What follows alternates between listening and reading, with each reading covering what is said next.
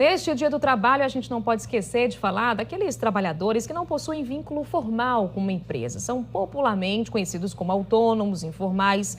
Apesar da falta de vínculo empregatício, esses trabalhadores têm sim direitos garantidos por lei, tá? Ao vivo de volta, a Fernanda Aires vai falar sobre o que caracteriza esse tipo de trabalho e principalmente, né, Fernandinha, trazer pra gente quais são os direitos dessas pessoas. Tá contigo, conta mais pra gente, você começa por onde? Sim, com certeza, viu, Thaís? Importante, inclusive, né, reforçar para o trabalhador de casa entender bem em relação a essa questão dos direitos, né, que eles têm aí, que precisam ter acesso a esses direitos. A gente até reforça que aqui no Ceará, nos últimos anos, houve um aumento, por exemplo, do trabalho informal.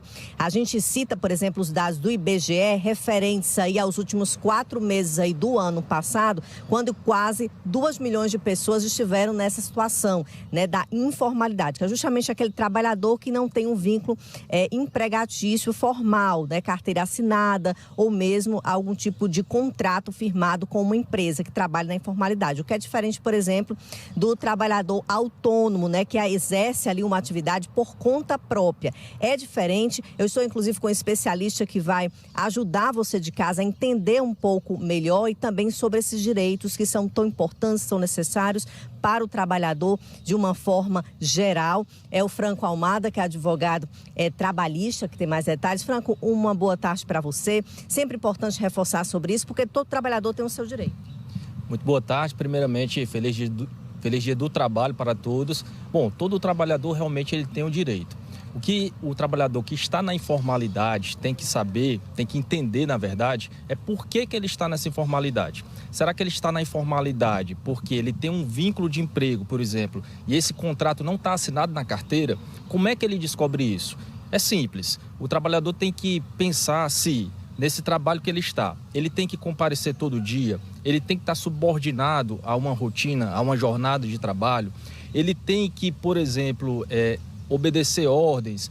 Se ele tiver respondido sim para todas essas perguntas, possivelmente ele pode estar diante de um contrato de emprego onde ele está na informalidade por culpa da empresa ou do empregador que não está assinando a carteira dele. Então isso é ilegal, isso é errado e o trabalhador tem que conhecer os seus direitos nesse sentido.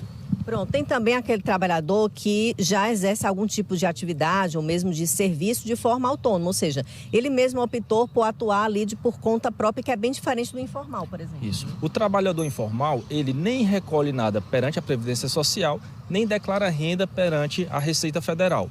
Então, essa informalidade, ele pode estar nessa informalidade, como eu falei, porque está trabalhando numa empresa sem carteira assinada ou por ser um autônomo que ainda não se organizou. Porque mesmo ele sendo autônomo, ele pode sim contribuir para a Previdência Social. Isso vai garantir tantos benefícios que ele venha ter acesso, precisa ter acesso, quanto também a própria aposentadoria dele, e ele deve sim declarar, a partir de uma faixa de renda, declarar a renda perante a Receita Federal. Então a informalidade, ela pode ser um complicador tanto para o trabalhador que é autônomo e não tem essa mínima organização, quanto para o trabalhador que ele está, na verdade, em um contrato onde ele deveria ter a carteira dele assinada e não foi assinada. E é um ponto sempre muito importante para reforçar, principalmente porque quando a gente observa, por exemplo, esses dados do IBGE, esse número enorme de pessoas vivendo na informalidade, né? Esse número de pessoas aí que, no caso, funciona o tipo de trabalho sem nenhum tipo de contrato, né? Ou seja, dificulta um pouco essa questão do direito, né? Se não tem um contrato, uma CLT, dificulta um pouco. Dificulta muito. E a gente tem que lembrar que após a reforma trabalhista, a CLT colocou lá uma previsão de contrato, que é o contrato intermitente. O que é esse contrato intermitente? Agora, o trabalhador, nem que ele trabalhe esporadicamente, ainda assim ele tem direito à carteira de trabalho dele assinada.